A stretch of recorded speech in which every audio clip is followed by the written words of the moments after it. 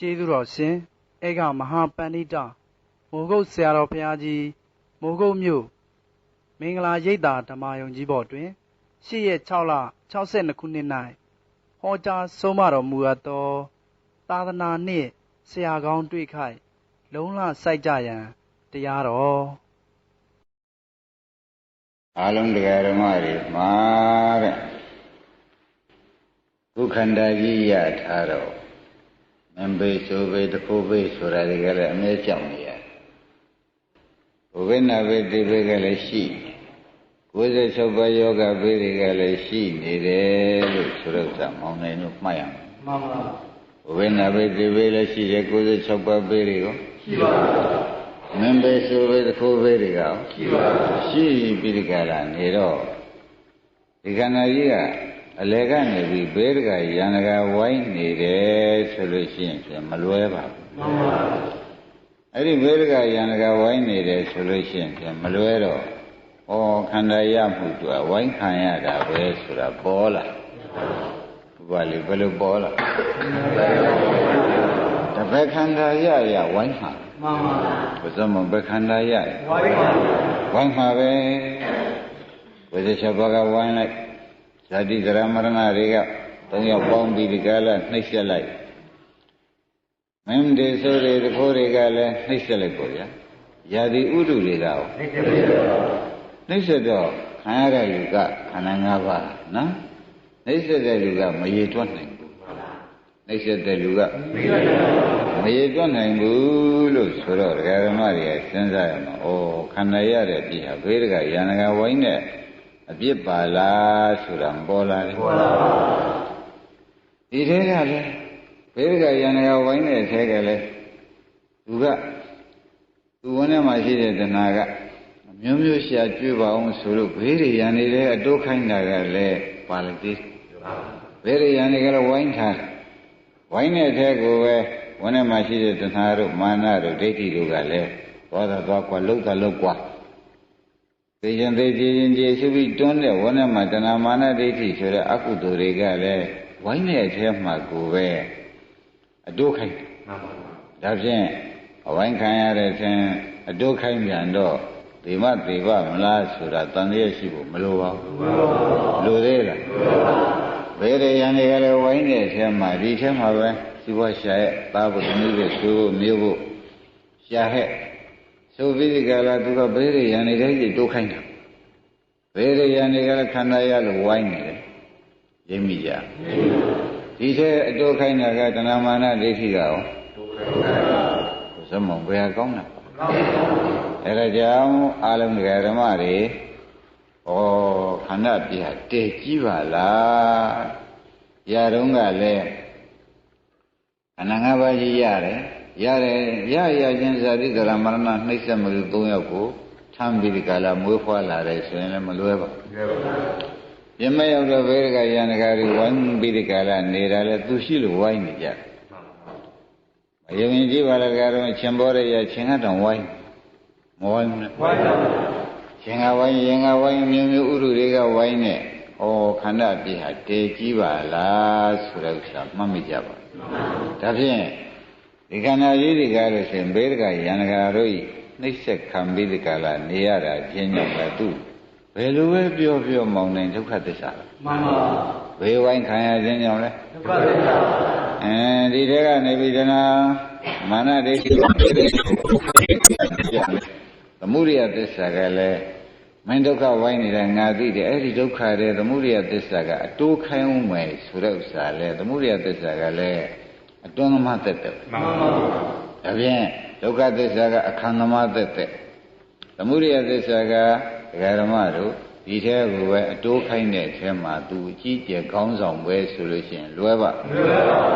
လောဘကလေမှန်ပါတဏမာနဒိဋ္ဌိကလည်းဘယ်ထဲအတိုးခိုင်းပါလဲဒုက္ခရဲ့ပဲခန္ဓာဘေးကရန်တကာတွေဝိုင်းတဲ့အထဲအတိုးခိုင်းခန္ဓာကြီးကလည်းရလာတဲ့အန္တရာယ်မကင်းဘေးမရှင်းလို့ဘေးရန်တွေကအကုန်ဝိုင်းရိပ်မိကြဒါဖြင့်ဒီခန္ဓာကြီးကဒါကြောင့်ဘ누구အမြဲရှိတယ်ဘ누구အမြဲတော်တယ်လို့ကြားဘူးကြရဲ့ကြားပါဘူးမကြားဘူးပါဘူးတော့ကြောဝိနာဘေးဒီဘေးကဝိုင်းတာတစ်မျိုးအပြာနာဆိုတဲ့96ပါးရော ဒီကဝိုင်းနာကတမျိုးဖြစ်သောကြောင့်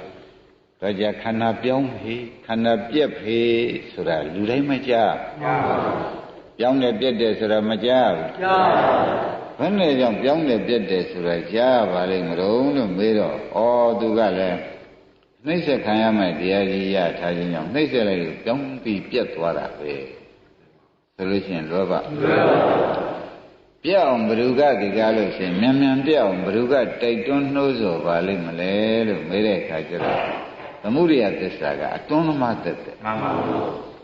သမုဒိယသစ္စာကတွန်းသမားသက်သက်သူကလည်းဘေးကရန်နေဝိုင်းတဲ့ထဲမင်းတိုးတာတိုးပါကွာမဖြစ်နိုင်ပါဘူးပြောရဖက်မှန်ပါဘူးမဖြစ်နိုင်ဘူးပြောရတဲ့ကိုယ်တော်လူစုခိုင်းလို့ပဲအမျိုးမျိုးသိကြကြည်ကြတာတွေလဲတူဘူးပါပြီမှန်ပါဘူးဒါဖြင့်ဒီသစ္စာနှစ်ပါးဒီကျွတ်တို့ရံသူသစ္စာနှစ်ပါးမှန်ပါဘူးဒီသစ္စာနှစ်ပါးဘယ်လိုဆိုကြပါရံသူသစ္စာနှစ်ပါးခန္ဓာကြီးကဒုက္ခသစ္စာကလည်းဘေးကရန်ကဝိုင်းပြီးနှိမ့်ဆက်ခံရသောကြောင့်ဒုက္ခသစ္စာနှိမ့်ဆက်ခံနေတဲ့အထက်ကမှပုံမူပြီးခံရအောင်ဒီနှိမ့်ဆက်တဲ့အထဲပဲတုံးกว่าလို့ပြောတာကသမုဒိယသစ္စာမှန်ပါဘူးရိပ်မိကြသမုဒိယသစ္စာကအတိုးခိုင်း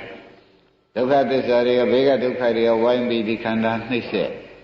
ဒါဖြင့်ဒကာဓမ္မတို့အတွင်းပြင်ခန်းနေရတာပြမကနှိမ့်ဆက်တယ်လေကိုစောမောခံရပါဘူးအတွင်းကတွန်းပေးလို့နှိမ့်ဆက်နေတာရောခံရပါဘူးနှိမ့်ဆက်ခံရတယ်လေရှိပြီးဒီကလာနေတော့ဒီသစ္စာနှစ်ပါးကိုခမည်းတော်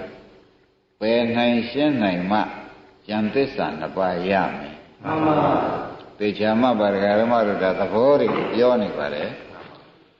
ဒီသစ္စာနှစ်ပါးပယ်နိုင်ရှားနိုင်မှနိရောဓသစ္စာနဲ့မဂ္ဂသစ္စာရမှန်ပါဒုက္ခနဲ့သမုဒိယပယ်နိုင်ရှားနိုင်မှနိရောဓနဲ့မဂ္ဂရမယ်ဥပအောင်သဘောကျအေးမောင်သိန်းတို့သဘောကျနော်ဘယ်နှပါးပယ်ရမှာပဲနှစ်ပါးသမုဒိယနဲ့ဒုက္ခကိုကိုယ်ဆုံးမမှန်ပယ်ရမယ်ပယ်ရမယ်နိရောဓနဲ့မဂ္ဂသိမ့်ပယ်ရမှန်ပါရှင်းမရှင်းပါသမုဒိယနဲ့ဒုက္ခကိုပယ်ရမယ်နိရောဓနဲ့ဒုက္ခကိုသိမ့်ပယ်ရမယ်နိရောဓနဲ့မဂ္ဂကိုသိမ့်ပယ်ရမယ်မှန်ပါသေးသေးချာချာမှတ်ထားကြပါတဲ့ဩတို့ကအခုဒုက္ခနာထဲမှာမွေးတွေကရှိတာကခန္ဓာကဒုက္ခသစ္စာရှိတယ်စားခြင်းတောက်ခြင်းအိမ်တော်ပြုခြင်းဆိုတဲ့သမုဒိယသစ္စာကျွတ်တို့မှာပါလာတာကပယ်ရမယ့်သစ္စာနှစ်ပါးပဲပါလာမှန်ပါတကယ်ကိုကျေးဇူးများမဲ့သစ္စာနှစ်ပါးကမပါလာမှန်ပါတဲ့နှစ်နာပါနှစ်နာပါသေချာဉာဏ်နဲ့စဉ်းစားတော့မှဩအမွေးလွဲအနေလွဲဆိုတာဖြင့်ပေါ်လာဟုတ်ပါခင်ဗျားတို့ကသေချာစဉ်းစားကြည့်တရားကအမထုတ်နဲ့ဘယ်သစ္စာတစ်ခုနဲ့နေရတော့သမုဒိယသစ္စာရဲ့ဒုက္ခသစ္စာရဲ့ဒီနှစ်ခုနဲ့နေရသမုဒိယသစ္စာကလည်းဘုန်းကြီးဘုရားရှင်ကိုရမေကြီးဟောတော့မိဟိပြောဘူးလားပြောပါဘူးမိกว่าဒုက္ခသစ္စာကလောင်စာกว่าဒီလိုလည်းခေါ်သေးမှန်ပါဘူးအဲ့တော့မင်းနဲ့လောင်စာနဲ့ဒါမြင်နေရတာပဲဟုတ်ဘူးလားမင်းငိမ့်လို့မင်းငိမ့်တဲ့တရားနှစ်ခုနဲ့မနေရဘူးမှန်ပါဘူးမင်းငိမ့်တာကနိရောဓသစ္စာငိမ့်တာကမဂ္ဂသစ္စာငိမ့်သမားငိမ့်တာကနိရောဓသစ္စာငိမ့်ပေးတာကမဂ္ဂသစ္စာမှန်ပါဘူးအဲ့ဒီသစ္စာတစ်ပါးကမပါလာဘူးပါလာကြမှန်ပါဘူးဒီသစ္စာတစ်ပါးကမပါလာကိုမကြိုက်တဲ့အယုတ်ဆုံးတစ်ခုကတော့ရှိတယ်မှန်ပါဘလောက်ကြောက်เสียကောင်းတယ်ဆိုတာပေါ်ကြဒါဖြင့်ခုလိုသာသနာတွင်ပြောပေးဆိုပေးမဲ့ဆရာသမားကလည်းရှိ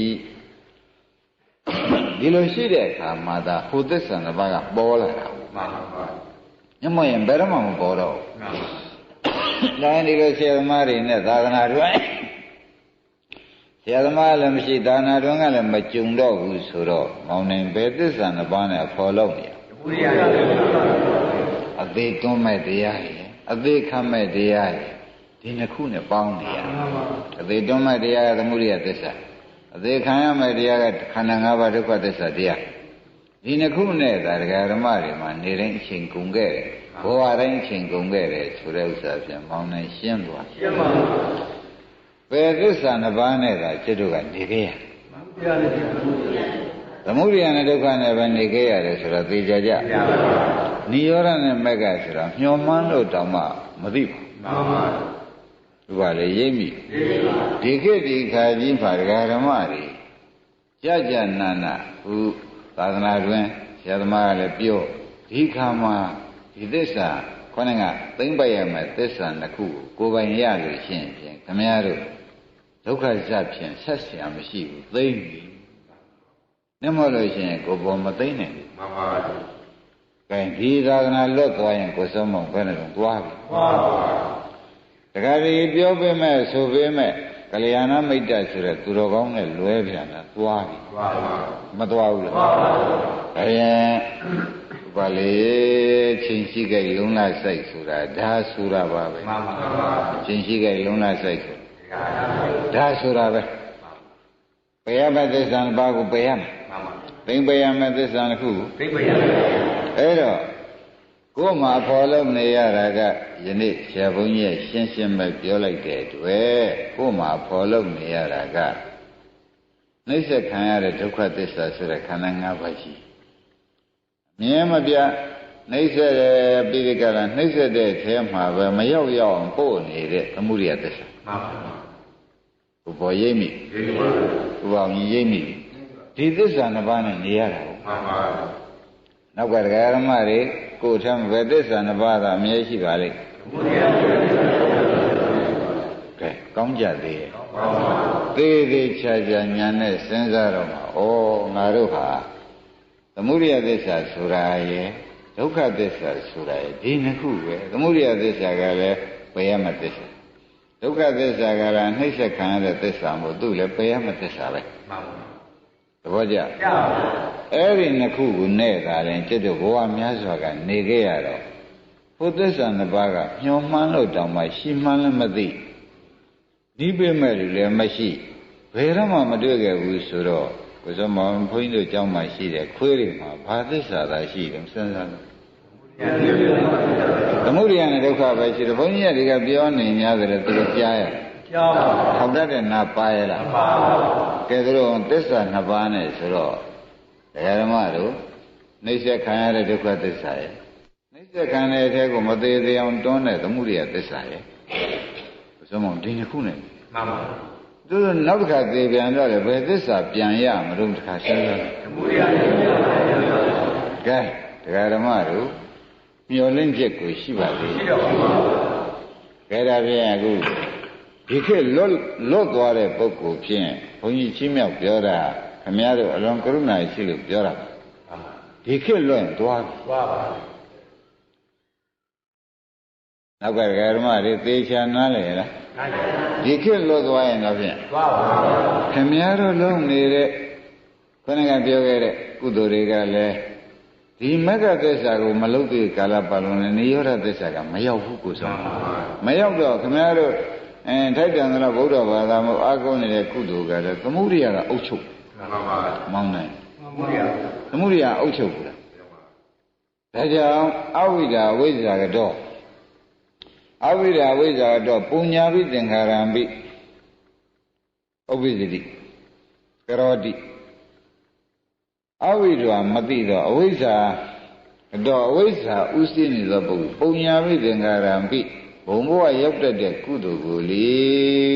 တဲ့ကရောတိပြုလုပ်၏ကဲဝိဇ္ဇာဥသိနေတယ်ဝိဇ္ဇာဥသိနေတော့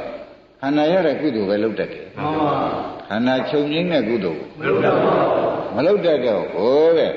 ဒီခန္ဓာကြီးတွေကလည်းဆိုလို့ရှိရင်အဝိဇ္ဇာဥသိတဲ့ပုဂ္ဂိုလ်မှာဘယ်ကုသိုလ်တွေလုပ်နေ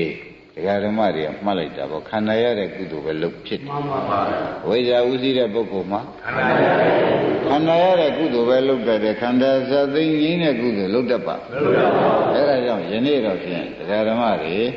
အဝိဇ္ဇာ၏လက္ခဏာကိုလည်းသိအောင်ပြောပါမယ်အဝိဇ္ဇာလည်းဟောဒီလိုမြင်လို့ရှိရင်ဟေ့မင်းတို့အဝိဇ္ဇာချုပ်ပြီဟေ့ဆိုတာကိုလည်းသက်သေကံလုံလောက်ပြပါအမှန်တန်ရေးကြည့်တယ်ဆိုရလဲဥပါလေးမှတ်ရတယ်မှန်ပါဒါရင်ဒါဖြင့်ခொနကစပြီးခု15မိနစ်မိနစ်20ဆိုသလိုပြောလာတာကကိုယ့်ဖြစ်ကိုသိအောင်လို့ပြောလာမှန်ပါကိုပေါ့ပြောပါမယ်နောက်ကဓမ္မတွေကိုယ့်ဖြစ်ကိုသိပါဘယ်သစ္စာနှစ်ပါးနဲ့နေရဒုက္ခသစ္စာကနှိစ္စတတ်တဲ့သစ္စာ သမုဒိယသစ္စာကနှိမ့်ဆက်ဖို့ရကိုအထယ်လုပ်ပေးတဲ့သစ္စာမောင်နိုင်ရှင်းဒုက္ခသစ္စာကနှိမ့်ဆက်တတ်တဲ့ဒုက္ခသစ္စာသမုဒိယသစ္စာကနှိမ့်ဆက်တတ်တဲ့တရားမပေါ်ပေါအောင်လုပ်တဲ့သစ္စာရှင်းမလားဒါဖြင့်ဒီသစ္စာနှစ်ပါးနဲ့ပဲတပည့်တော်တို့ဘလောက်ကြာနေခဲ့ရကြုံလို့မေးတဲ့အခါကျတော့ဘုရားသခင်ကိုရမေကြီးကနာအစရှာမတွေ့ဘူးအစရှာမတွေ့ဘူးတဲ့ဓမ္မတို့သဘောပါဒီသစ္စာနှစ်ပါးနဲ့ပဲနေခဲ့တာပဲတဲ့အဲ့ဒါကြီးကငါဒီကားလို့ရှင်ဒီသစ္စာနှစ်ပါးနဲ့နေခဲ့တာကိုပုဂ္ဂိုလ်ဖြစ်နေရည်တွက်မှဆိုလို့ရှိရင်ဖြင့်ငါရှာလို့ကိုအစရှာမတွေ့ဘူးတဲ့ပုဂ္ဂိုလ်ဖြစ်နေနောက်ဆုတ်ပြန်ကြည့်ရင်ပေါ့လေပုဂ္ဂိုလ်အစရှာမတွေ့ဘူးတဲ့ဓမ္မသဘောနဲ့ရှာလိုက်လို့ရှိရင်ဖြင့်အဝိဇ္ဇာနဲ့တဏှာပဲဟိလို့ဒီလိုတော့ငါဖြစ်ကြောင်းဓမ္မတော့ဖမ်းနိုင်ရဲ့အထေတွေကိုနောက်ဆုတ်တွေးလို့တော့မကုန်ဘူးတဲ့သဘောကျအထေတွေနောက်ဆုတ်တွေးလို့မကုန်ဘူးဖြစ်ကြောင်းဓမ္မလက်သက်ရှားတော့ဘာတွေ့ဒါတွေ့လာတယ်တဲ့ဒါကြောင့်မင်းတို့သူတို့နှစ်ခုဥသိနေတဲ့အတွက်မင်းတို့ဒုက္ခသစ္စာနဲ့သမုဒယသစ္စာနဲ့ကြီးပဲနေခဲ့ကြရတယ်ဆိုတော့လောင်စာနဲ့မီးကြီးနေခဲ့ရတယ်မှန်ပါပါရိပ်မိကြဘာနဲ့နေခဲ့ကြလောင်စာနဲ့မီးကြီးနေခဲ့ရတယ်ဆိုတာဖြင့်သိကြပါပြီသိကြပါကဲဒါဖြင့်လောင်စာသိမ့်ပေးတဲ့မီးငိမ့်တဲ့သစ္စာနှစ်ပါးလောင်စာသိမ့်တယ်ဆိုတဲ့ဥစ္စာကမဂ္ဂသစ္စာသူမှသိမ့်ပေးနိုင်မှန်ပါမီးငိမ့်တယ်ဆိုတာငိမ့်သွားရင်နိရောဓသစ္စာ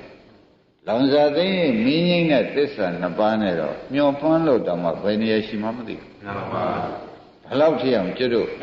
အယုတ်ဆိုးကြီးတန်ခဲ့တယ်ဆိုတာဖြင့်ပြောနေကိုလိုသေးတယ်လိုပါဘူးအဲ့ဒါကြောင့်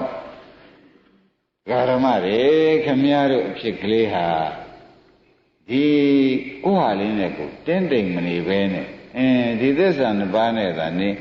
အယုတ်ဆိုးသစ္စာနှစ်ပါးနဲ့သာနေခဲ့ရလို့ရှိရင်ငါတို့ကိုချိုးနေပြီ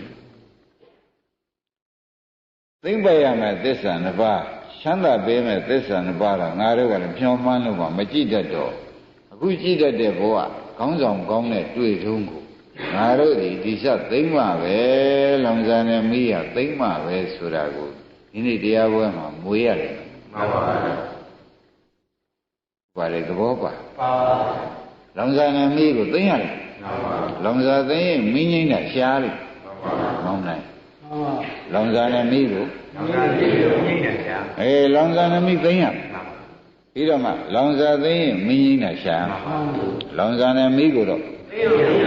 လောင်စာသိမ့်ရင်မိငိမ့်တာတော့ရှားရမယ်ဆိုတော့ဩဒါဖြင့်အမှန်တန်ရေးကြည့်ပါဗောလားဆိုတော့ပေါ်သွားဒါသစ္စာကအမှန်တန်ရေးကြည့်ပါလေဆိုတာဒကာဓမ္မတို့ဒီပြင်ဒါနတရားသီလတရားတို့လို့ကိုစွမ်းမအောင်သူကဟိုဟာတွေကလမ်းမဆုံးသေးပဲကိုမှန်ပါသူကတော့လမ်းဆုံးတဲ့တရားဖြစ်နေတော့မောင်းနိုင်အလွန်ရေးကြည့်ကြည့်ပါမကြည့်ဘူးလားကြည့်ပါနောက်ကဓမ္မတွေကြီးတယ်ဆိုတာပေါ်ကြပေါ်ပါခမည်းတော်ခန္ဓာကိုယ်ထဲမှာညံနေတာကြီးကိလေသာကသမုဒိယသစ္စာကမီးခန္ဓာကြီးကခင်းဒါပဲရှိတယ်ဒါပဲရှိတယ်မောင်းနိုင်သဘောပါပါခေါင်းကမီးငြိမ့်ပေးတဲ့မဂ္ဂသစ္စာကလည်းမလာဘူးဒုက္ခသိမ့်တဲ့ဒုက္ခငြိမ်းသွားတဲ့နိရောဓသစ္စာမလာတော့သစ္စာနှစ်ပါးကွယ်ပြီးဒီကလာဓမ္မတို့ဘာမှအကျိုးမများတဲ့နှိမ့်ဆက်တဲ့သစ္စာနှစ်ပါးကတော့ကိုယ်ပိုင်ရတယ်လွယ်ရေးကျွတ်ရေးဖြစ်တဲ့သစ္စာနှစ်ပါးကတော့မရပဲဖြစ်မှန်ပါဘလို့များကြောက်စရာပေါ့ကောင်းပါရှင်းကြဒါဖြင့်ဓမ္မတို့ကိုယ့်ဖြစ်ကိုသိပလားငါတို့ဒီကားလို့ရှင်ဖြင့်အရပဲတော်နေသလားလို့မေးတဲ့ခါကျတော့ချင်းနဲ့မိသားရှိနေသေးတယ်မိချင်းပေးမဲ့တရားမရသေးမိငိမ့်သွားတဲ့သဘောလည်းမရောက်သေးဆိုတော့ကိုဆုံးမတော်ခက်အားလုံးဓမ္မတွေဉာဏ်ကြီးကြီးနဲ့ထောင်တော့မှာအိုးဟိုနှစ်ခုမရသေးတဲ့ကာလပါတော့အခက်ကြီးပါလားဒီရဏမကမရသေးတဲ့ကာလပတ်လုံးဖြစ်ခက်ကြီးပါဘာကြောင့်ခက်တယ်လို့ဆရာဘုန်းကြီးကမောင်ရှိတို့ပြောရသလုံးလို့မေးတဲ့အခါကျတော့မှဩမင်းတို့သဏ္ဍာန်ကလည်းထင်းနဲ့မီးပဲရှိနေတယ်မီးငြိမ့်သိမဲ့တရားမပါငြိမ့်နေတဲ့သဘောကြီးကလည်းမရှိသေး ဆိုတော့မောင်နိုင်အတော်ခက်နေခက်ပါဓမ္မတွေအမှန်တွေးမှပေါ်ရနော်မှန်ပါညမကိုဟာလေးနဲ့ကိုတင်းတိမ်ပြီးကတော်သေးရတော့ဒါလေးဇတ်သိမ်းရစမ်းပါတော်သေးရမဟုတ်သေးလို့ပါမှန်ပါရှင်းညတော်သေးရလို့စိတ်ထဲမှာမမွေးပါနဲ့အောင်ဆိုတော့ဥစ္စာလူသေးလို့ပြောပါတယ်မှန်ပါတော်သေးရဆိုတဲ့စကားကိုမမွေးပါနဲ့အောင်ဆိုတာဘယ်နဲ့ကြောင့်တောင်းပန်ပါလိမ့်လူသေးတယ်ဘယ်နဲ့ကို့မှာတင်းနဲ့မီလောင်သုံးရှိနေသေးတဲ့ဥစ္စာတော်သေးရဲ့ဆိုတော့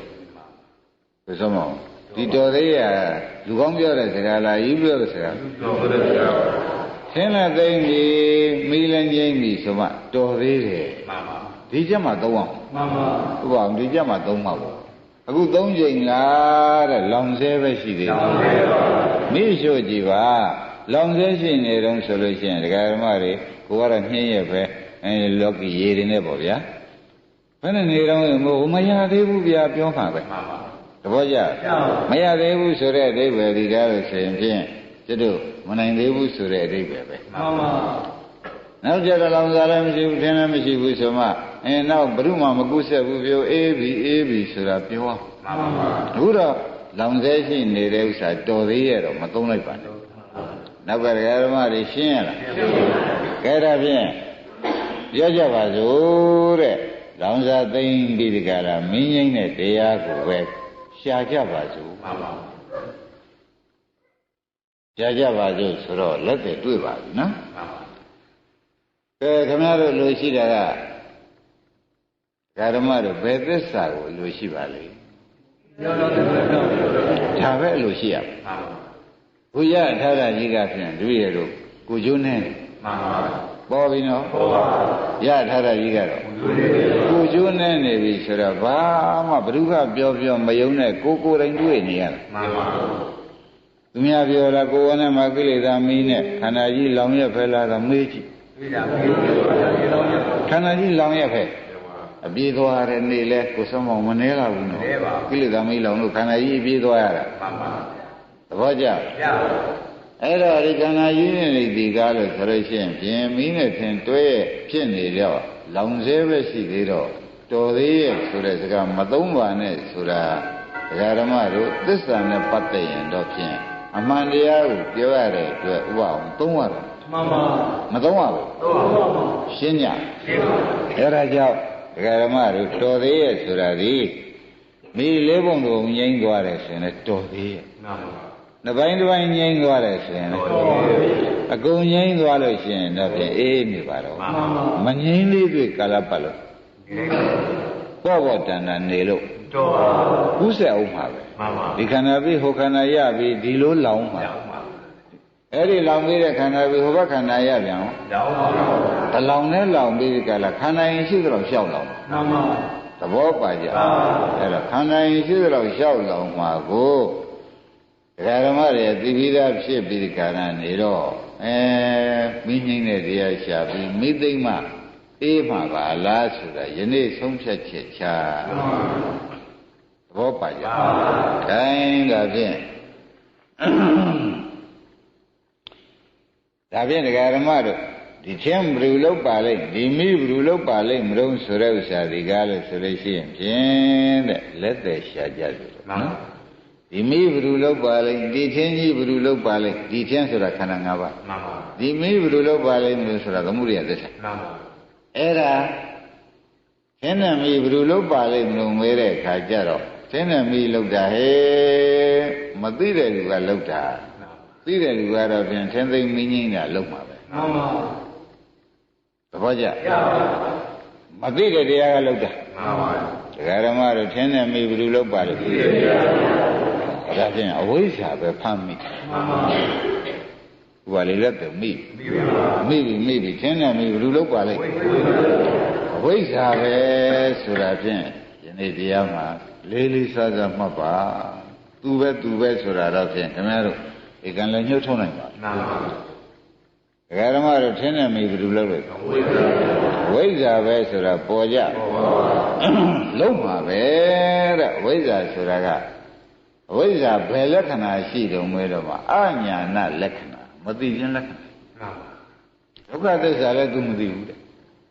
သမုဒိယသစ္စာလည်းမသိပါဘူးနိရောဓသစ္စာမသိပါဘူးမဂ္ဂသစ္စာမသိတော့ဒကာဓမ္မတို့မသိတဲ့ပုဂ္ဂိုလ်ဒီကားလို့ဆိုရင်ဖြစ်မဟုတ်တာလုံးမှာပဲမှန်ပါမသိတဲ့တရားဒီမဟုတ်တာလုံးမှာပဲဆိုတော့လောင်စာနဲ့ထင်းမဲ့သူလုံးမှန်ပါရှင်းမိကြလောင်စာနဲ့ထင်းမဲ့သူလုံးတယ်ဆိုတော့ဘယ်လိုပါလိမ့်အဝိဇ္ဇာဒါကြောင့်အဝိဇ္ဇာဘယ်လက္ခဏာရှိသလုံးလို့မေးလို့ရှိရင်မောင်နေမသိခြင်းလက္ခဏာမှန်ပါဒါကြောင့်ဘုရားကဒုက္ခေအညာဏဟုတ်ဘူးလားဟုတ်ပါဒုက္ခသစ္စာသူမသိဘူးကွသမုဒိယအညာဏတဲ့ဟောနေမီးလည်းသူမသိဘူးကွထင်းလည်းသူမသိဘူးကွဒုက္ခនិရောဓအညာဏတဲ့ဒုက္ခချုပ်တဲ့နိဗ္ဗာန်ကိုမသိပါဘူးဒုက္ခនិရောဓဂာမိနိပရိပရာယအညာဏတဲ့မဂ္ဂသစ္စာကိုမသိပါဘူးဟောမသိတဲ့သူပဲဒါဖြင့်ဒကာဓမ္မတို့လက်သက်ဖမ်းလိုက်တဲ့အခါကျတော့ဝိဇ္ဇာတွေ့မှန်ပါဒါဖြင့်ဘုန်းကြီးကယနေ့ဒကာဓမ္မတွေကိုကျေးဇူးဆက်ရမှာကဒကာဓမ္မတွေကျေးဇူးဆက်ရမှာဒီလိုလုပ်တာကိုအဝိဇ္ဇာကများဝိဇ္ဇာဖြစ်သွားမယ်ဉာဏ်နဲ့မှအခုသိသွားမယ်ဆိုလို့ရှိရင်ဖြင့်ဒကာဓမ္မတို့သူကဒုက္ခသစ္စာလည်းမသိတာဘူးအမှုရိယသစ္စာမသိပါဘူးမသိတာသိအောင်လုပ်လိုက်လို့ရှိရင်ဖြင့်အရင်တော့မသိလို့ထင်းနေပြီဖြစ်နေမှန်ပါပါသိတဲ့ပုဂ္ဂိုလ်ကြတော့ထင်းနေပြီလို့မလားမလို့ပါဘူးဒါဖြင့်အဝိဇ္ဇာကထင်းနေပြီလို့ကမှဖြစ်နေတော့မသိလို့မသိတဲ့အဝိဇ္ဇာကလောက်တာဖြစ်နေတော့ကြောင့်ဘုန်းကြီးကဟာဒီဥစ္စာဖြင့်အဲ့ဒီအဝိဇ္ဇာကိုငါပြောင်းပြန်ပြီးဒီကလာမင်းတို့သိတဲ့ဝိဇ္ဇာလုတ်ပေးမယ်လို့ဆိုလို့ရှိရင်ဒါအရင်ဖြုတ်ပြိတ်တယ်မှန်ပါပါရေးမိအရင်ဖြုတ်ပြလိုက်တဲ့တွေ့ဒကာဓမ္မတို့ဘာပူเสียရှိသေးလဲရှင်းညရှင်းပါဘူး gain ဒါဖြင့်ဒကာဓမ္မတို့အဝိဇ္ဇာဖြစ်အောင်လုပ်ကြပါစို့ဟောင်းနေပေါ်ပြီကွာတရားပေါ်လာပါပြီဒကာဓမ္မတို့အဝိဇ္ဇာဒီကားလို့ဆိုရင်မသိခြင်းလက္ခဏာရှိနော်သံမောဟရတာသူခြင်းကိစ္စရှိသူဝင်လာလို့ရှိရင်ခန္ဓာကိုယ်ထဲမှာဘာမှဖြစ်ဖြစ်ဒီမမြင်တော့ဘူးသူခြင်းကိစ္စရှိမသိခြင်းလက္ခဏာတူဝေခြင်းကိစ္စရှိတယ်တဲ့မောင်းတယ်အဝိဇ္ဇာစမ်းရတတ်တယ်ဘုရားမောမသိခြင်းတူဝေခြင်းကိစ္စရှိတယ်မသိတဲ့လက္ခဏာလည်းသူပဲတဲ့တူဝေခြင်းကိစ္စရှိတာလည်းသူပဲတဲ့ဓမ္မရနော်သာရဏလက္ခသာရဏပစ္စုပ္ပထာနာလက္ခဏာရတာပစ္စုပ္ပထာသာရဏပစ္စုပ္ပထာနာနဲ့ဘတ်တော်ရီခေါင်းကဒုက္ခရောသမုဒိယရောနိရောဓရောမဂ္ဂရောမသိအောင်အကုန်ဖုံးခြင်းကိစ္စရှိတယ်ယောဂီပုဂ္ဂိုလ်အထုတ်ကြိတ်တဲ့ခါကျတော့ခန္ဓာကိုယ်ရဲ့ဖြစ်ဖြစ်ဒီမမြင်လို့ရှိရင်သူဖုံးနေတာကိုလို့သာမှတ်လိုက်ဘောကြသူဘယ်ကလာတာတော့ဝိဇ္ဇာဘက်ကလာတာတော့မေးတော့အာသောသမုဒိယဝိဇ္ဇာသမုဒိယအာသောကလာပြန်တာကွာဝိဇ္ဇာဘက်ကလာတော့ရှင်းပြဩဒီလိုဝိဇ္ဇာမှာသူ့လက္ခဏာကမသိခြင်းသစ္စာလေးပါးမသိခြင်းလက္ခဏာအဝိဇ္ဇာရဲ့အဝိဇ္ဇာကြီးလက္ခဏာပဲသဘောကျတူဝေခြင်းကိစ္စကောသူ့ကိစ္စပဲသဘောကျဖုံးလွန်ခြင်းဖုံးလွန်ပြီးဒီကလာနေတယ်လို့သူတို့ညာထဲမှာထင်လားမထင်ပဲဘူးလားသူကလူကြောင့်ဖြစ်တုံးလို့မေးတော့မှအာသွားကြောင့်ဝိဇ္ဇာဖြစ်တာရှင်းမလားဟောဒါဖြင့်ဒကာဓမ္မတို့အဝိဇ္ဇာဖြစ်အောင်ဆရာဘုန်းကြီးလုပ်ပေးလို့ရှိရင်ဖြင့်တဲ့ခမည်းတော်မှာဖြင့်သစ္စာလေးပါးသိတော့မယ်မသိဘူးသိပြီနဲ့တပြိုင်တည်းဖြစ်သိတဲ့ပုဂ္ဂိုလ်ကြတော့ပယ်တဲ့နာသူပယ်သွားတာသိမ့်ပိုက်တဲ့နာဩတဲ့မသိသေးတော့မပယ်တဲ့နာပယ်တဲ့နာတွေမပယ်ပဲနဲ့နော်သိမ့်ပိုက်တဲ့နာကိုမသိမ့်ပိုက်ဖယ်ဖြစ်နေတာမသိတဲ့ပုဂ္ဂိုလ်သဘောကျသိတဲ့ပုဂ္ဂိုလ်ကတော့ပယ်တဲ့နာကိုပယ်ပါသိမ့်ပိုက်တဲ့နာသိမ့်ပိုက်ပါဒါဖြင့်အဝိဇ္ဇာကဝိဇ္ဇာဖြစ်မှတော်တော့မယ်ဆိုတာယနေ့တရားမှာရှင်းရှင်းမှတ်ဝိဇ္ဇာကဓမ္မတွေရိုးရိုးမနာနဲ့တခါတည်းစဉ်းစားစားနဲ့ဘုန်းကြီးအစကားတွေကပြောလာတဲ့ဥစ္စာ တော်တော်ရေးကြည့်တာကြီးပြောနေပါလားဆိုတဲ့ဥစ္စာဥပအောင်လို့ပေါ်တော့ပါပေါ်သေးဘူးလားအမှန်တန်ရေးကြည့်ပါတယ်ဓမ္မတို့သတန်တရားလုံးဟာကမသိမ့်ပဲ့ရမယ်သစ္စာကြီးသိမ့်ပဲ့လာခဲ့ဆိုနိုင်မလားလောင်စာနဲ့မင်းကြီးသိမ့်ပဲ့လာခဲ့လောင်စာသိရင်မင်းကြီးတာကိုသိကိုမသိခဲ့အဝိဇ္ဇာတတ္တိလေအညာဏလက္ခဏာကိုသိမှမသိခဲ့ပဲကိုပေါ်ကြခိုင်းတာပြန်ဝိဇ္ဇာတရားရှိနေမှာစိုးတဲ့ဓမ္မတို့ခမည်းတော်အဝိဇ္ဇာကိုဝိဇ္ဇာဖြစ်အောင်လုပ်ဖို့ဟာဘုန်းကြီးတာဝန်ဝတရားရှိမှန်ပါဗျာခရားလဲဒါပဲဒီဝတရားပဲသူရှိခရားမရှိရင်နောက်လဲဓမ္မခန္ဓာ7,000တောင်မှလည်းဓမ္မတွေဒါလို့ဖို့ထားခဲ့မှန်ပါဗျာအဲ့ဒီဓမ္မခန္ဓာတွေကသူ့ဟာသူစာဥပ္ပရပိုက်ကြောက်စာပေါ်ပါနေတဲ့အတွက်လာပြောဖို့ဆိုဖို့မရဘူးမရနိုင်ဘူးတဲ့အဲ့ဒီကနေပြီးဒီကရဘုန်းကြီးတို့ကအတန်ထွက်ပြီးဒီကာလအဲ့ဒီကနေကြည်ရှုပြီးဒီကာလအတန်ထွက်သဘောနဲ့ပြောရပြန်တယ်လို့ဆိုတော့ဩတို့အတွက်သာသနာမကွယ်သေးဘူးခေသဘောကျတို့အတွက်သာသနာမကွယ်သေးဘူးဆိုတော့ဩသစ္စာသိတဲ့အဆုံးမတို့ရသေးတယ်မှန်ပါသာသနာမကွယ်သေးဘူးဆိုတာသစ္စာသိတဲ့အဆုံးမရလို့ရှိရင်သာသနာမကွယ်တာပဲမှန်ပါရိပ်မိကြသစ္စာသိတဲ့အဆုံးမရသာသနာမကွယ်သေးဘူးဒိဋ္ဌိဆုံးမတယ်ခင်ဗျားတို့ကလိုက်လို့ရှိရင်သာသနာမကွယ်သေးဘူးမှန်ပါရှင်းမလားရှင်းပါအဲ့ဒါဘုန်းကြီးရှင်းပဲကိုစောမောင်တို့ဥပအောင်ကြီးတို့လူကြီးတွေမှတ်ကြတာပေါ့နော်ဘုန်းကြီးတို့လိုပုဂ္ဂိုလ်တွေအားလုံးပေါ့လေသစ္စာဟောတတ်တဲ့ပုဂ္ဂိုလ်တွေဟာသာသနာ9000ဟိုဘက်မှာရှိသေးတယ်မကွယ်သေးဘူးတဲ့မှန်ပါရှင်းပါဘူးသာသနာ9000ရှိကွယ်တော့မယ်ဆိုတော့မဟုတ်ဘူးတဲ့မဟုတ်သေးဘူးဒီလိုဟောတတ်တဲ့ပုဂ္ဂိုလ်တွေတို့ဆက်သွားမယ်ဆိုလို့ရှိရင်ဖြင့်ယန္တာစိတ်ကိုမစိတ်မှန်ပါယန္တာမစိတ်ဘူးဆိုရဲမောင်နှမရင်းကသစ္စာသိမှဖြစ်တာကိုမှန်ပါသစ္စာမသိဘဲနဲ့သောတာပန်လည်းမဖြစ်မှန်ပါသရဂနာဂံယန္တာတော့ဖြစ်ပါအဲ့တော့ခဏခဏတရားဓမ္မတွေသတိပေးပါတယ်ဝိဇ္ဇာဖြစ်အောင်ကိုဘုန်းကြီးရှင်းမဲ့ဒီနေ့ပြောပါတယ်သို့တော်လည်းခမည်းတော်မှာဝန်တာစရာချက်ကလေးရှိတာပြောပါတယ်ဝန်တာစရာချက်ကလေးကတို့မှဒီလိုဆုံးမတဲ့ပုဂ္ဂိုလ်ပယ်သစ္စာနှစ်ပါးပယ်ရမယ်သိမ့်ပဲ့တဲ့သစ္စာနှစ်ပါးတို့သိမ့်ပဲ့ရမယ်ဆိုတဲ့ဥစ္စာသေးသေးချာချာနီးနာနေရတယ်ကွာလုံနိကဲနေနေကွာ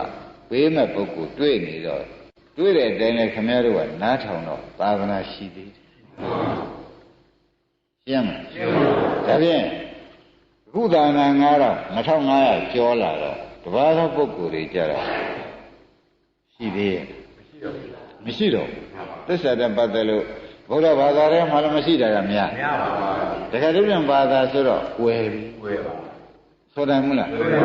အဲ့တော့ဘိုးတဲ့ခမည်းတော်ကွက်ကွက်ကလေးထဲမှာလာတာနေတာဖြစ်တော့ဒီရိတ်ခရိခွေရတာတော်တော်ထူးလို့ပဲမှန်ပါကွက်ထဲမှာလာတာနေဟောနေလူရင်းနဲ့တွေ့လဲသမောင်900တွေနဲ့9000တွေနဲ့တွေ့ကြည့်တော့ဘယ်နဲ့ကွက်ထဲလာတာနေတာရင်းမိဘူးလားရုပ်ပြန်အပြင်မှောင်တိကြနေတယ်ဆိုရင်လွဲပါအဲ့ဒါကြောင့်ဒီကွက်လာတာတွေကမထွက်နဲ့ဒါလေးကိုဆရာဘုန်းကြီးပြောတဲ့တိုင်လိုက်နာကြကြင့်ကြံကြအလုတ်ကိုလုတ်ကြဆိုတဲ့ဥစ္စာမောင်းနိုင်တိုက်တွန်းတိုက်ကြလို့နမလို့ရှင်ဟောသစ္စာနှစ်ပါးနဲ့ကြီးဖော်လို့တော့မယ်တဘောကမှလည်းလောင်စာနဲ့မီးနဲ့လောင်းသေးလိုက်ဟိုဘက်ဘဝကြပြန်တော့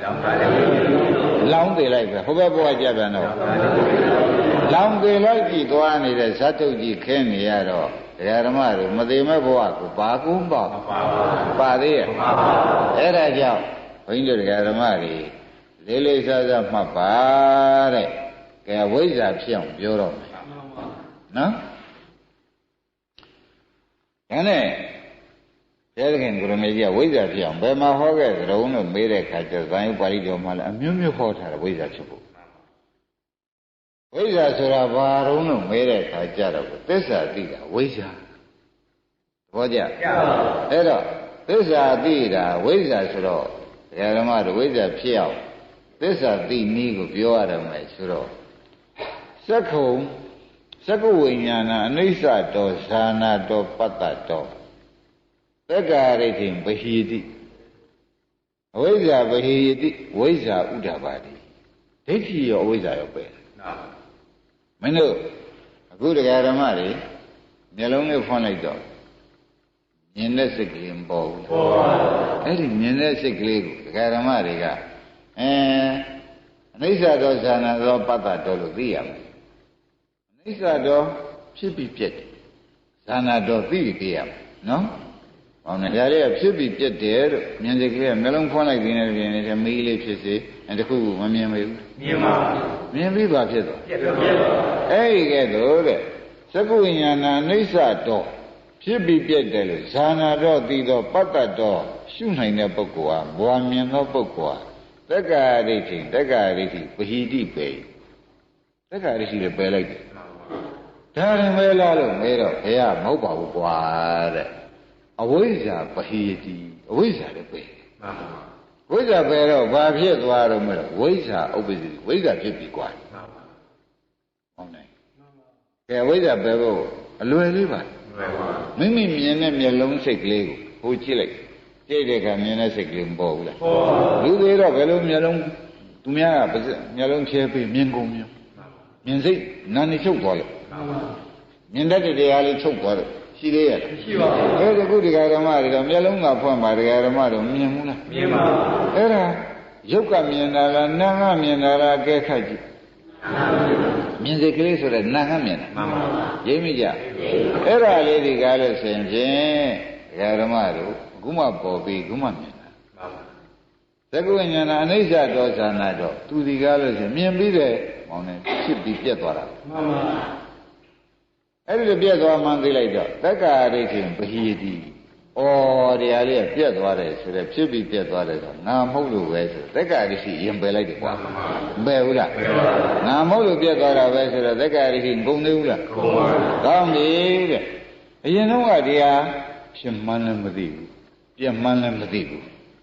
သဘောကျ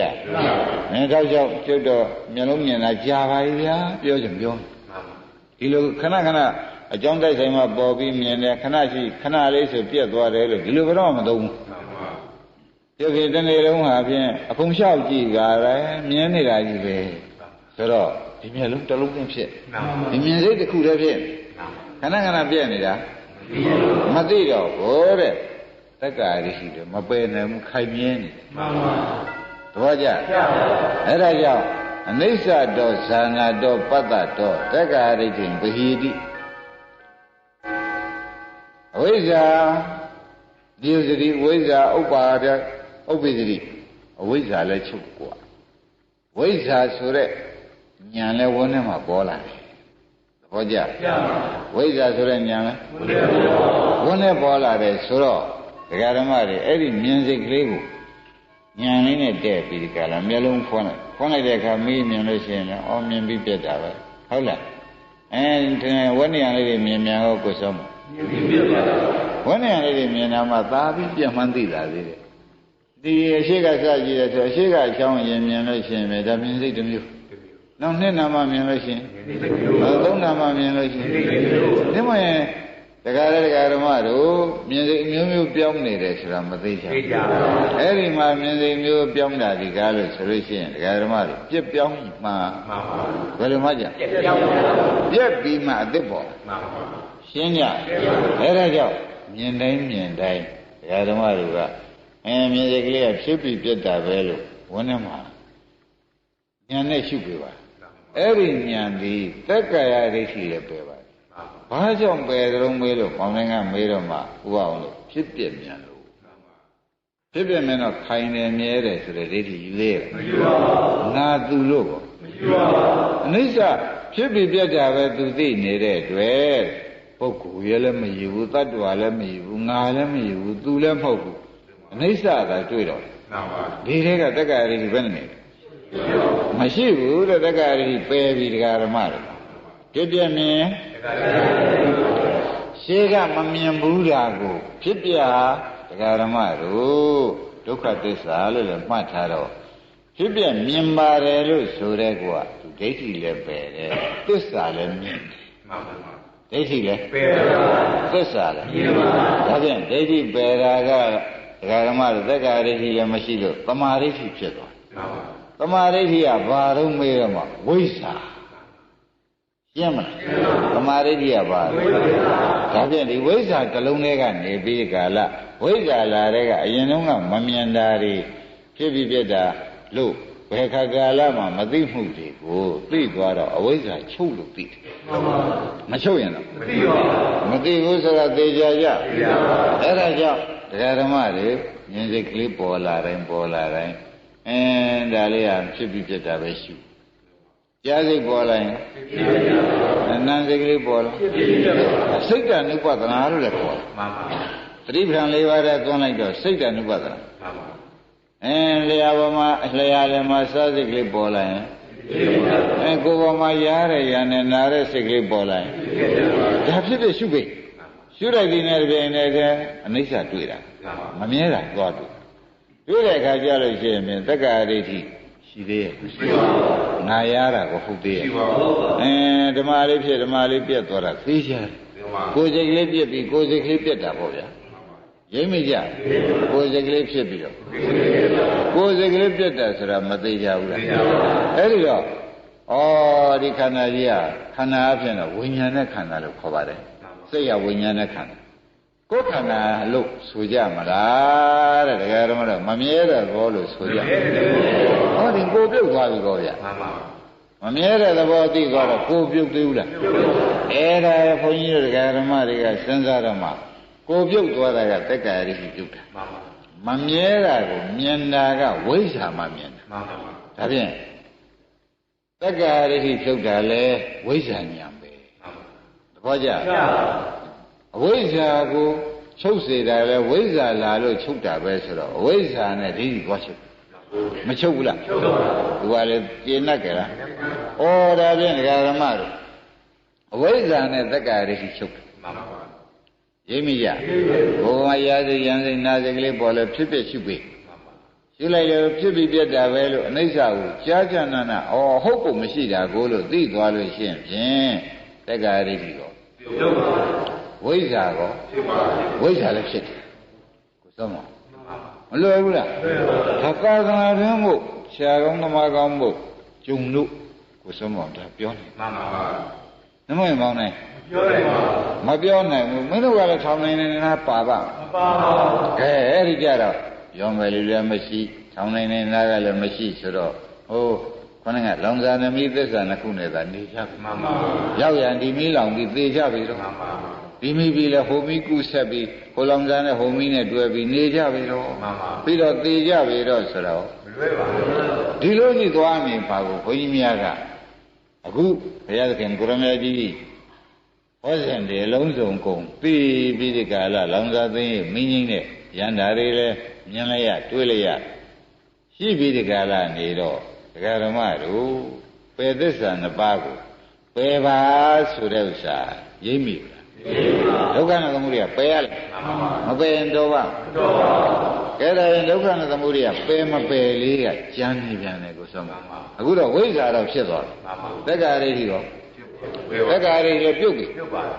ကဲဒါဖြင့်ဒကာတော်ဝန်းထဲမှာလောဘစိတ်ကလေးပေါ်လာဘာလို့ကြဒေါသစိတ်ကလေးပေါ်မောဟစိတ်ကလေးပေါ်လူကျင်ကန်းနေတဲ့စိတ်ကလေးပေါ်လာဖြစ်ဖြစ်ရှုသူများမေတ္တာပို့ခြင်းတဲ့စိတ်ကလေးပေါ်လာဘယ်နဲ့အကောင်းကြီးရှုပြနေရပါလားလို့ဒါအကောင်းလေးရှုတာကွာအကောင်းစစ်ကြီးလို့ကျွန်တော်အကောင်းလေးရှုပြတာမှန်ပါသဘောကျလားအကောင်းလေးဆိုတာခေါင်းကကုသိုလ်ပြုခြင်းတဲ့စိတ်ကလေးပေါ်လာလဲဖြစ်ဖြစ်ရှုပါလို့ဆိုတော့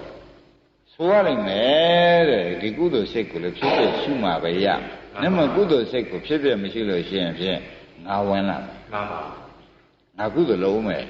မလားဘူး။မှန်ပါ။ငါဝင်လာတော့တက္ကရာရိပြဝင်မလားဘူး။မှန်ပါ။ကုသိုလ်တော့ရရဲ့နိဗ္ဗာန်မရပဲဖြစ်တော့။မှန်ပါ။သဘောကျ။ပြီးတော့အဝိဇ္ဇာကောဥသိမလားဘူးလား။သိပါပါ။အဝိဇ္ဇာလည်းဥသိလာတယ်တဲ့။ဒီမသိတဲ့သဘောဒီကုသိုလ်စိတ်ကလေးကပြောလှူကျင်တာပေးကျင်တာကိုမသိတဲ့အခါကျတော့ငါကပေးကျင်တဲ့သဘောမျိုးတွေလည်းရောက်ပါပြတ်တတ်တဲ့သဘောကိုသိသေးရဲ့မသိတော့အဝိဇ္ဇာကပါလာပါဘူးလားဒါပြန်အဝိဇ္ဇာနဲ့တက္ကရာဒိဋ္ဌိဆိုတာအဖော်ပေါ့ဗျာ ရိပ်မိကြဝိဇ္ဇာနဲ့တက္ကာရတိဆိုတာတခုမမိရင်နှစ်ခုသလုံးမမိဘူးကဲဒါဖြင့်ဝနဲ့မှပေါ်တာတွေလည်းဖြစ်ဖြစ်ရှုပေါ့ဘယ်စိတ်ပေါ်ပေါ်ရှုထုံးလိုက်တော့ဘာတော့ရုပ်စွာဆိုအသက်ရှုတဲ့စိတ်ကလေးလည်းရှုပါရှိုက်တဲ့စိတ်ကလေးရှုပါဘာဖြစ်လို့ရှုခိုင်းကြုံလို့မဲတဲ့ခါကျတော့ဒိဋ္ဌိပယ်ပြီးဝိဇ္ဇာဖြစ်ရှင်လို့သာပြောဒိဋ္ဌိပယ်ပြီးတော့ဝိဇ္ဇာဖြစ်ရှင်လို့ရှုတယ်ဆိုရင်ဒါအကိုက်ကြည့်ပဲခိုင်းဒါဖြင့်ရှုပါပြီဗျာတပည့်ရလို့ရှင်ဘုရားပြောတဲ့စိတ်ဓာနုပဒနာပဲရှုပါပြီဆိုတော့ရင်းမျိုးစိတ်ဒိဋ္ဌိကပြုတ်သွားတယ်လည်းသိကြတယ်တန်လျာစအဝိဇ္ဇာပြုတ်သွားတာသိပါပါရှင်းမလားရှင်းပါပါရင်းမျိုးစိတ်တက္ကာရိတိပြုတ်တာရောသိပါပါဖြစ်ဖြစ်မြင်လိုက်တဲ့ကရင်းမျိုးစိတ်တက္ကာရိတိဘယ်နဲ့ပြုတ်ပါပါဖြစ်ဖြစ်ရှိကမမြင်ဘူးခုမှမြင်တာဒီထိုးရမိမြင်တဲ့အတွက်ဝိဇ္ဇာပဲလားအဝိဇ္ဇာပဲလားဝိဇ္ဇာဒါမှဝိဇ္ဇာဖြစ်သွားတဲ့ကပရိစ္ဆေသမုပ္ပါအစကအဝိဇ္ဇာကစတာจิตတုတဏ္ဍာရှိသေးရဲ့ရှိပါဘူးဒါဖြင့်တန်မြာစကဖြတ်ပလိုက်မှန်ပါတန်မြာစဖြတ်ပလိုက်အလေကဖြတ်ပလိုက်အလေကဆိုတာရှားမှုတက္ကာရိရှိကအလေကဖြစ်တယ်တဏှာကိုမှန်ပါသဘောကျဒါဖြင့်ပရိစ္ဆေသမုပ္ပါကြီးမှာတဏှာပြည့်စရာဥပါဒံကိုလာသေးတယ်မှန်ပါခင်ဗျားတို့ကဒါတော့တင်ရထားတာကိုဒိဋ္ဌုပါဒံကလည်းရှိသေးတယ်မှန်ပါသဘောကျဒိဋ္ဌိအဲ့ဒါတဏှာပဲဒိဋ္ဌိဥစ္စုတဲ့တဏှာပြီးတော့မှဒိဋ္ဌိပြီးမှဒိဋ္ဌိပါရမိမှဒိဋ္ဌိဥစ္စုတဲ့ကံနဲ့လာတာရှိသေးတယ်သူလည်းဒီတိုင်းသွားတာပဲဆိုတော့ရိပ်မိပရိစ္ဆေသမုပ္ပါမောင်းနိုင်ဖြစ်ဖြစ်မြင်တဲ့ပုဂ္ဂိုလ်မှာဝိဇ္ဇာလည်းဖြစ်တက္ကာရိတိလည်းချုပ်သောကြောင့်ပရိစ္ဆေသမုပ္ပါအစကလည်းပါပြတ်အလေကပြတ်ပါဟောအစကပြတ်အလေကပြတ်ဆိုတဲ့ကအစကပြတ်တဲ့အတွက်လေတဲ့ဒကာဓမ္မတို့သိတဲ့အတိုင်းနဲ့ခန္ဓာနောက်ခန္ဓာလာအောင်မလားမလာပါဘူးအလေကပြတ်တဲ့အတွက်အနာဂတ်ခန္ဓာတွေမလာပါဘူးဘယ်နဲ့ကြောင့်မလာပါလိမ့်မတုံလို့မေးတော့သမုဒိယသစ္စာကအလေကနေချုပ်သွားပြီချုပ်သွားသဘောကျပြီးတော့ဒုက္ခသစ္စာလုံးမဲ့အဝိဇ္ဇာကလည်းလုံးနိုင်သေးရဲ့မလုံးနိုင်ဘူးဒါဖြင့်ခန္ဓာလုံးမဲ့အဝိဇ္ဇာကလည်းမလုံးနိုင်တော့ဘူးလောင်လေလောင်တွန်းမဲ့မိကလည်းจิตတို့ကတက္ကာရိပြုတ်ကြတဲ့ချုပ်သွားပြီဒါဖြင့်ဒကာဓမ္မတို့သိတဲ့အတိုင်းနဲ့လောင်စာလုံးမဲ့တရားလည်းမရှိဘူးလောင်မီးဖြစ်မဲ့တရားလည်းမရှိဘူးဒါဖြင့်ဒီလုံနေရင်ဖြင့်လောင်စာသိမ့်မင်းငိမ့်တာမှန်ပါဘယ်နဲ့ဆိုကြလောင်စာသိမ့်မင်းငိမ့်တယ်ဆိုတာသိကြကြဒါဖြင့်ရှင်ဘုရားအခုခေါ်တဲ့စိတ်ဓာနုပဒနာကိုတပည့်တို့ကြိုးစားတော့မယ်ဒီလုတ်ဒီကားလို့ဆိုလို့ရှိရင်တသံနေရာတော့လောင်စာနဲ့မိကိုဘယ်ခါကာလမှမငိမ့်တတ်တာကိုတပည့်တို့ကဖြစ်ပြရှုလိုက်တဲ့အတွက်သက္ကာရိရှိဆိုတဲ့လောင်မီးလည်းသိပြီလောင်စာလုတ်စေတတ်တဲ့အဝိဇ္ဇာကိုသိတော့နောက်ခန္ဓာပေါ်မလားမပေါ်ပါဘူးနောက်မီးလောင်မလောင်ပါဒါပြန်လောင်စာသိမင်းငိမ့်တဲ့တရားဒီဥပဒနာပဲရှိတယ်မှန်ပါဘူးလောင်စာသိမင်းငိမ့်တဲ့တရားဒီဥပဒနာပဲရှိတယ်ဆိုတော့ပေါ်ကြဒါဖြင့်ဓမ္မတို့ဥပဒနာလုံးမိုက်ကြံတော့ဉာဏ်စိတ်ကိုလည်းပေါ်ရှိပါကြားစိတ်လည်းပေါ်ရှိပါဒါအလုတ်စင်ပေးနေမှန်ပါဘူးနာမ်စိတ်လည်းကောင်းတဲ့ပေါ်တဲ့စိတ်လည်းရှိပါပေါ့လျှာပေါ်အလယ်ပေါ်တဲ့စိတ်ကောရှိပါဘူးဘုံပေါ်မှာတစ်ခုလုံးမှာရားကျင်တဲ့နေရာရနာကျင်တဲ့နေရာနာဘာလို့ကြဒါကကိုယ်ဘောကပြီးသွားပြီးတော့ဝမ်းနဲ့ကြတော့လောဘဒေါသမောဟအလောဘဒေါသအမောဟဒါပဲရှိတယ်ဒီပြင်ဘာမှမရှိဘူးကိုယ်ဆုံးလောဘလာလည်းဘာလို့မလဲလောဘလာဖြစ်ဖြစ်ရှိတော့သူဖြစ်ပြီးပြတ်သွားတဲ့အိဋ္ဌာကိုကျွတ်တို့ကအောင်ဖြစ်ပြီးပြတ်သွားတာပဲလို့ဉာဏ်နဲ့ရှုလိုက်တဲ့အခါကျတော့ဒကာဓမ္မတို့တက္ကာရိကျော်မပြုတ်ဘူးပြုတ်ပါဘူးလောဘစိတ်ကငါထင်သေးသလားဖြစ်ပြလို့သိသွားတာဖြစ်ပြလို့သိသွားတာဝိဇ္ဇာကြောင့်သိတာမှန်ပါဒါဖြင့်ဖြစ်ပြီးပြတ်တာမြင်ဖြင့်တက္ကာရိလည်းပြုတ်ပါတယ်ဝိဇ္ဇာလည်းပြုတ်ပါတယ်ဆိုတော့သိကြလားတက္ကာရိပြုတ်တော့အလယ်ကပြတ်တယ်မှန်ပါအဝိဇ္ဇာကဝိဇ္ဇာဖြစ်တော့ပရိစ္ဆေသမုပ္ပါခန္ဓာလုတ်တဲ့တရားအစကပြတ်တယ်မှန်ပါဒါဖြင့်ခန္ဓာလုတ်တဲ့ဝိဇ္ဇာကိုပြုတ်ပြီမီးပြမဲ့တရားရောပြုတ်ပါဒိဋ္ဌိလာသေးရဲ့လားမလာတဲ့ကောကျွတ်တို့ဒီသစ္စာနှစ်ပါးကိုလုတ်နေတဲ့ဥစ္စာပယ်ပြီးသားဖြစ်နေမှန်ပါဒါဖြင့်ဒါများလုတ်တဲ့အခါကျလို့ရှိရင်ဖြင့်တကယ်တမ်းပြီးသွားပြီဆိုတော့ကိုယ်ရှိရင် ကိလေသာလည်းဖြစ်ဖြစ်ဒီဆုံးသွားတယ်ဆိုတော့ဆုံးကျင်လို့ဆုံးတာမဟုတ်ဘူးတရားဓမ္မတို့ငင်းငင်းလို့ဆုံးတာသဘောကျအဲ့တော့ကိုယ်ရှိတယ်ဒီဘဝဒီခဏမှာတရားဓမ္မတွေကခန္ဓာပြောက်တယ်လို့ကိုလုတ်ပါခန္ဓာပြောက်တယ်ဆိုတော့ခန္ဓာရင်ပြောက်တာမဟုတ်ဘူးတဲ့မိဘငင်းလို့ပြောက်တယ်ရိပ်မိလားခန္ဓာပြောက်တယ်ဆိုတော့မင်းငင်းသွားတယ်ဆိုတော့ကိုစောမောင်ကြီးမိကိုထင်းကိုတွေ့သေးရဲ့မတွေ့တော့ဘူးမင်းငင်းသွားပဲဆိုလို့ရှိရင်ရဲတော့မကြံတော့ဘူးဆိုရဲကြရင်မိခဲ့ကြသေးလို့အဲ့တော့မီးရောလောင်စာရောသိမ့်တဲ့လောက်ဟာဖြင့်ဒီစိတ်တ ानु ပဒနာကိုတရားဓမ္မတို့ဒိဋ္ဌိအဖြုတ်မှလည်းသူအကောင်းဆုံးပဲရှုဆိုအထောက်နောက်သေးတယ်သူကနေပြီးကာလနာဝေဒနာ ानु ပဒနာတက်ချင်တော့တဏှာတတ်တဲ့ခါကျတော့တက်တာပေါ့အခုတော့ဒိဋ္ဌိတတ်တုံးရှိရိပ်မိဗလားဒါပေမဲ့ဓမ္မတော့လုတ်တတ်ပလားလုတ်တတ်ပါပြင်းရတယ်မျက်စိနာနာကောင်းလျာကိုဒီပေါ်တဲ့စိတ်တွေအကုန်ရှုအတွင်းရတယ်ဆိုတော့လောဘဒေါသမောဟအလောဘဒေါသမောဟဒါရှုပြီဒီပြင်ပါရှိသေးတယ်ဘာမှရှုကြမ်းရှိရှုစိတ်ကိုဆက်ရှုနေဉာဏ်နဲ့တက်ပြီးရှာထားလိုက်လို့ရှင်ဖြစ်မှုပြမှုတို့တွေ့လိမ့်မယ်ဖြစ်ပြတွေ့လို့ရှင်ဖြစ်ပြတက္ကရာတိကွာပါတယ်ငါမဟုတ်လို့ဖြစ်ပြတာပဲဆိုတော့တက္ကရာတိမကွာဘူး